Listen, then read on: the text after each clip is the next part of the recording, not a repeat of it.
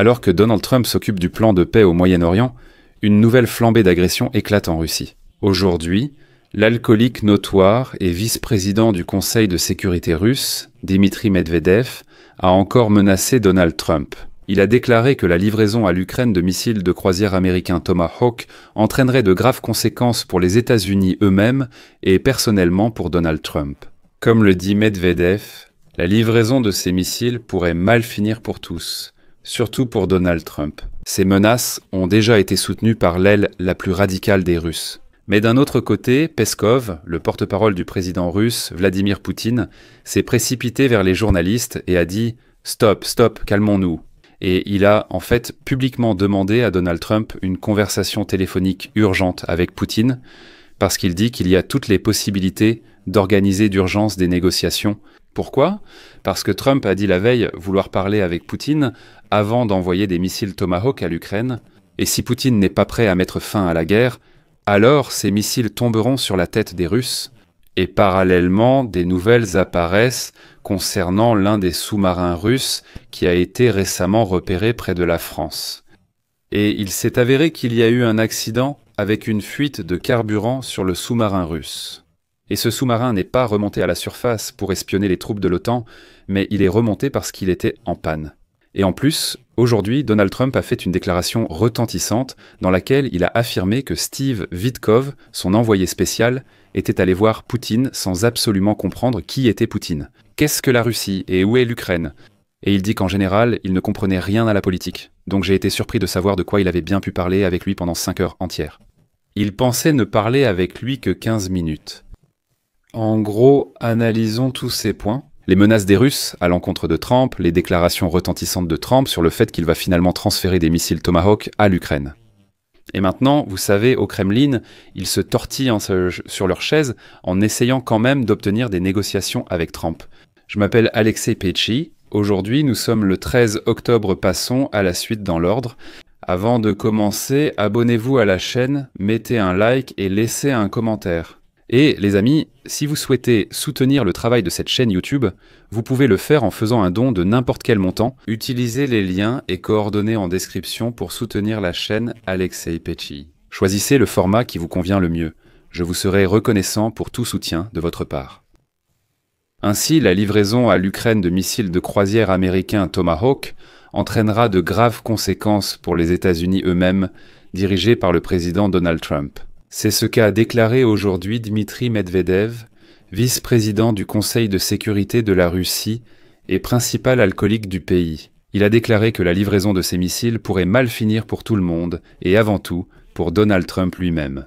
Ensuite, Medvedev a suggéré que la Russie pourrait utiliser des armes nucléaires contre les Américains, y compris Donald Trump. Medvedev affirme qu'on ne peut pas différencier en vol une version nucléaire d'un Tomahawk d'une conventionnelle.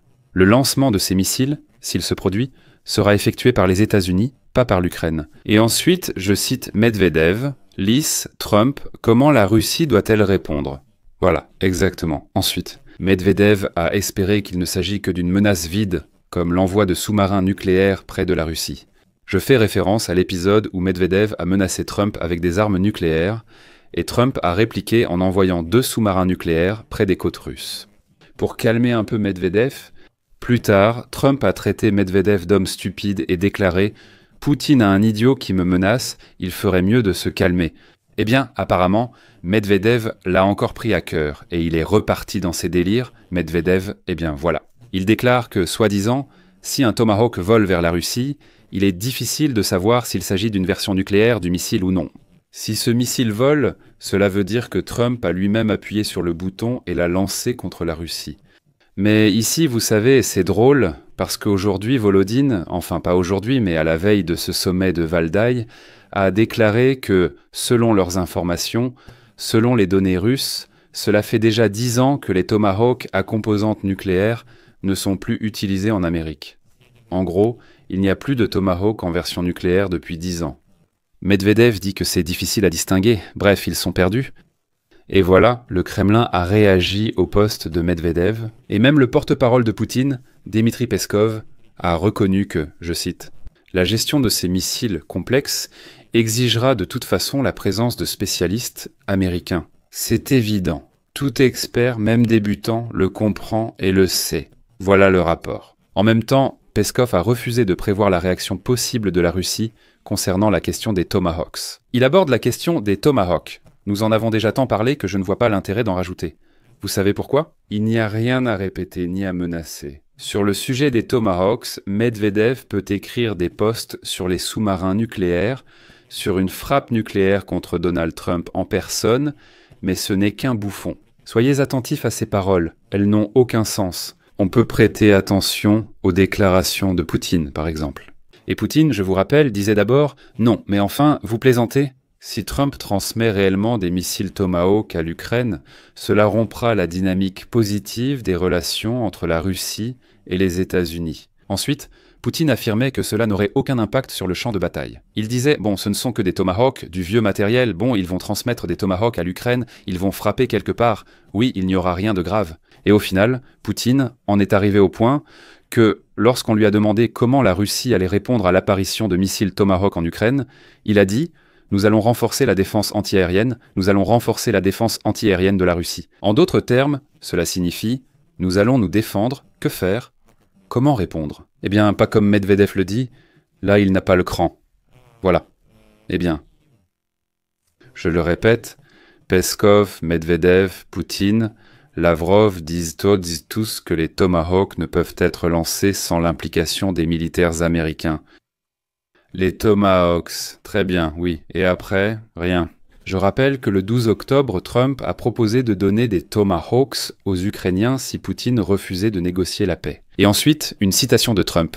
« Il est possible que je dise à Poutine « Écoute, si cette guerre n'est pas réglée, j'enverrai des Tomahawks aux Ukrainiens, je peux les envoyer. » Le Tomahawk est une arme incroyable, très offensive, et honnêtement, la Russie n'en a pas besoin. Le président ukrainien Volodymyr Zelensky a eu, le 12 octobre, une conversation téléphonique avec son homologue américain, la deuxième en l'espace d'une journée, en fait. Ils ont notamment discuté des livraisons possibles de Tomahawk et du renforcement de la défense aérienne ukrainienne. Mais Volodymyr Zelensky n'a pas précisé si des décisions avaient finalement été prises sur ces questions.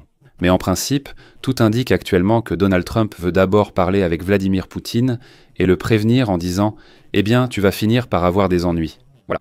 Et le plus intéressant, c'est qu'après que Donald Trump a déclaré qu'il voulait en quelque sorte adresser un avertissement à Vladimir Poutine, Peskov, qui qualifie ses propos d'insensés, s'est empressé devant les journalistes de supplier Donald Trump d'organiser des négociations avec Vladimir Poutine. Toutes les possibilités existent pour organiser rapidement une conversation entre le président américain Donald Trump et le dictateur russe Vladimir Poutine, mais sans accord clair. C'est à peu près ça. Voici le message de Peskov aujourd'hui, ensuite je vais citer. Trump a mentionné une telle possibilité, mais pour l'instant, il n'y a pas d'accord concret concernant un entretien téléphonique. Une fois conclu, la conversation aura lieu immédiatement. Je le répète encore une fois, toutes les possibilités existent pour organiser assez rapidement un tel entretien téléphonique. Peskov fait passer l'idée que nous pouvons agir à tout moment. Poutine restera vigilant. Nous pouvons organiser rapidement toute communication depuis et vers n'importe quel endroit. Discutons-en. Je le souligne encore une fois, j'insiste, cela fait déjà plusieurs jours. Faites attention à la rhétorique des Russes. Ils ont été très effrayés par la cohésion de l'Europe, ils ont sondé leur détermination et les mesures de sécurité avec leurs drones et chasseurs, et ils comprennent que, oui, l'Europe est faible, lente, mais prête à se défendre. Ils sont choqués par la cohésion de l'Europe, parce qu'ils comptaient sur le fait que s'ils commençaient à terroriser l'Europe de l'Est, alors l'Europe de l'Ouest et l'Europe centrale diraient « Non, non, non, les gars, sans nous, s'il vous plaît, nous ne voulons pas d'escalade avec Moscou. » Ça n'a pas marché, non. Finalement, l'Europe s'est unie, et c'est pourquoi Poutine supplie déjà Trump, s'il te plaît, parlons. Remarquez comment tous les responsables russes, y compris Poutine, disent d'une seule voix qu'il y aurait eu un accord secret à Anchorage, en Alaska, entre Trump et Poutine pour mettre fin à la guerre. Et donc suivons cette ligne. Pourquoi personne ne la suit? Pourquoi faut-il expliquer à tout le monde qu'ils se sont mis d'accord sur quelque chose? S'il vous plaît, parlons-en. Cela dure depuis des jours et Trump l'ignore, et maintenant Trump arrive à un point où il dit « Écoutez, d'accord, parlons ». Dans ce contexte, soit la guerre finit, soit l'Ukraine obtient des missiles Tomahawk pour frapper la Russie. Et enfin, concernant les menaces nucléaires de Medvedev, Je voudrais ici citer une autre nouvelle intéressante. En fait, le 9 octobre, une nouvelle est apparue chez nous. Le commandement maritime de l'OTAN a détecté le sous-marin russe Novorossiysk qui a fait surface au large des côtes françaises. Le sous-marin, qui peut notamment transporter des armes nucléaires, est remonté à la surface le 9 octobre près de la région française de Bretagne. Le commandement maritime de l'OTAN l'a officiellement annoncé. Cet événement a retenu l'attention de beaucoup. Certains disent que les Russes ont même envoyé un sous-marin nucléaire, vers la France. Nouvelle épreuve pour la détermination de l'Europe, mais tout cela s'est révélé bien plus banal. Le sous-marin était en service de combat en Méditerranée, mais il a rencontré une fuite de carburant. Le navire, ne pouvant accoster en mer Noire ni en Syrie, est parti se réparer dans un port de la mer du Nord ou Baltique. Repéré au large des côtes françaises, le sous-marin a continué sous contrôle des forces navales de l'Alliance de l'Atlantique Nord. En bref, il s'est avéré que ce sous-marin, le Novorossiysk, a fait surface simplement à cause d'un petit problème. Il avait simplement une fuite de carburant. Et pour finir, je rappelle que le Novorossiysk est un sous-marin diesel électrique russe. Il est équipé de missiles de croisière Kalibr. Le navire a été mis sur cale en août 2010. Il a été lancé en 2013 et en 2014. Depuis 2014, le Novorossiysk appartient à la flotte de la mer Noire, mais la Convention de Montreux lui interdit d'y entrer. Voici la situation. Je mets des points de suspension. N'hésitez pas à écrire votre avis et vos conclusions dans les commentaires sous cette vidéo. Abonnez-vous à la chaîne, activez la cloche et n'oubliez pas de mettre un like. C'est tout pour aujourd'hui.